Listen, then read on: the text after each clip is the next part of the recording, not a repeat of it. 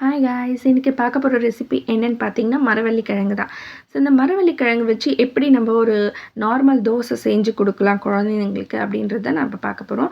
Already நான் போட்ட வீடியோவில் வந்து பார்த்திங்கன்னா மரவள்ளி கிழங்கு வச்சு ஒரு இனிப்பு தோசை போட்டேன். அது வந்து குழந்தைங்க ரொம்ப விரும்பி சாப்பிட்ற போல் இருக்கும் அந்த தோசை. ஸோ இதுவும் அதே போல் தான் நம்ம நார்மல் தோசை செய்கிறோம்.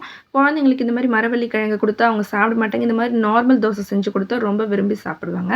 ஸோ நான் அந்த மரவள்ளி கிழங்கை நல்லா வாஷ் பண்ணிவிட்டு தோலெல்லாம் எடுத்துகிட்டு இந்த மாதிரி கேரட் சீவுறதுல நல்லா சீவி துருவி எடுத்து வச்சுருக்கேன்.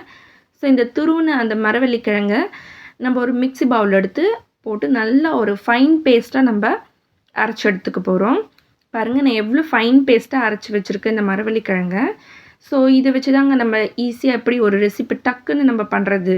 ஸோ குழந்தைங்க அவங்க வீட்டில் மரவள்ளி கிழங்குல சாப்பிட மாட்டாங்க, வேச்சு கொடுத்தாலும். ஸோ அந்த மாதிரி குழந்தைங்களுக்கு இந்த மாதிரி டிஃப்ரெண்ட்டாக செஞ்சு கொடுக்கலாம் நம்ம தோசை. ஸோ அரைச்ச அந்த ஃபைன் பேஸ்ட் மரவள்ளி கிழங்கு கூட நான் ஒரு 2 கரண்டி இட்லி மாவு எடுத்திருக்கேன். ஸோ இந்த இட்லி மாவு கூட ஒரு 3 டேபிள் ஸ்பூன் ரவை ஆட் பண்ணியிருக்கேன். நம்ம தோசை சுட போகிறோம் இல்லையா, நார்மல் தோசை. ஸோ அதனால் ரவை ஆட் பண்ணால் நமக்கு தோசை நல்லா மெலிசாக வரும், ஊற்ற சூப்பராக இருக்கும், சாப்பிடும் போது முறுமுறுன்னு. ஸோ அதுக்காக தான் ரவை ஆட் பண்ணுறேன். அண்ட் இப்போ ஒரு டேபிள் ஸ்பூன் நான் சால்ட் ஆட் பண்ணிக்கிறேன். அதுக்கப்புறம் பேக்கிங் சோடா, நம்ம நார்மலாக யூஸ் பண்ணுற சோடா மாவே நான் இதுக்கு ஆட் பண்ணிக்கிறேன். நம்ம தோசை மாவு எப்படி, தோசை பேட்டர்ன் எப்படி நம்ம மாவு கரைக்கிறோமோ அதே போல் தாங்க இந்த பேட்டர்னும் நம்ம கரைக்கிறோம். ஸோ இதனால் எந்த ஒரு வித்தியாசமும் இல்லை. பாருங்கள், நார்மலாக நம்ம எப்படி தோசை மாவு கரைப்போமோ அந்த மாதிரி பேட்டர்னில் தண்ணியாக கரைச்சி வச்சுட்டு இப்போ நம்ம தோசை ஊற்றலாம். ஸோ இங்கே பாருங்கள், தோசை நான் இப்போ ஊற்றிட்டேன். இது வந்து டபுள் சைடும் நம்ம வந்து வேக வச்சு எடுத்துக்கலாம். நம்ம எண்ணெய் வந்து கொஞ்சமாக ஊற்றினாலே போதும் குழந்தைங்களுக்கு. ஆயிலுக்கு பதில் நீங்கள் நெய்யும் ஆட் பண்ணிக்கலாம். ஸோ அந்த நெய் ஊற்றினா இன்னும் ஸ்மெல் வந்து சூப்பராக இருக்கும் குழந்தைங்களுக்கு சாப்பிட்றதுக்கு. ஸோ டபுள் சைடு நல்லா வேக வச்சுட்டு இது வந்து தவாவில் நீங்கள் ஊற்றும் போதே பார்த்தீங்கன்னா இந்த மரவள்ளி கிழங்கு தோசை துளி கூட ஒட்டாதுங்க, அவ்வளோ ஒட்டாமல் வரும் இந்த தோசை. பாருங்கள் எவ்வளோ மொறுன்னு இருக்குது இந்த தோசை. இந்த மாதிரி நீங்கள் உங்கள் வீட்டு குழந்தைங்களுக்கு சூடாக ஒரு தோசை செஞ்சு கொடுத்தீங்கன்னா அவ்வளோ ஹெல்த்திங்க குழந்தைங்களுக்கு. ஸோ இந்த மரவள்ளி கிழங்குலாம் குழந்தைங்களுக்கு சுத்தமாக பிடிக்காது, சாப்பிட கொடுத்தோம்னா அவாய்ட் பண்ணிவிடுவாங்க.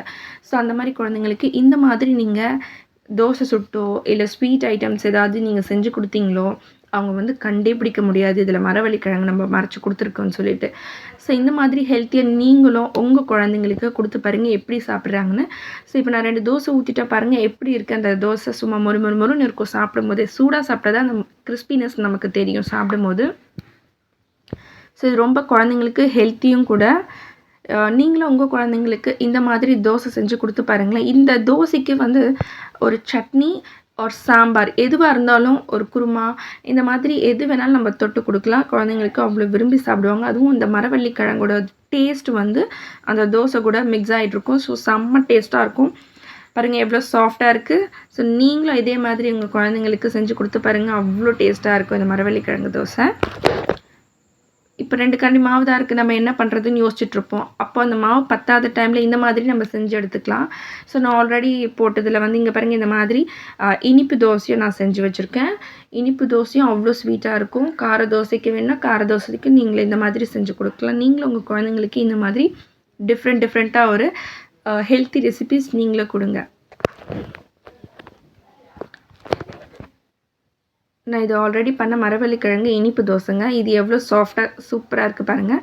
ஸோ இதே போல் தான் வந்து நம்மளுக்கு மரவள்ளி கிழங்கு கார தோசையும் இருக்கும், நார்மல் தோசையும் இருக்கும் நமக்கு. ஸோ இது 2மே ஒன்றும் இல்லை வித்தியாசம். இது ஸ்வீட்டில் இருக்கும், அது ஸ்வீட் இல்லாமல் இருக்கும், அவ்வளோதான்.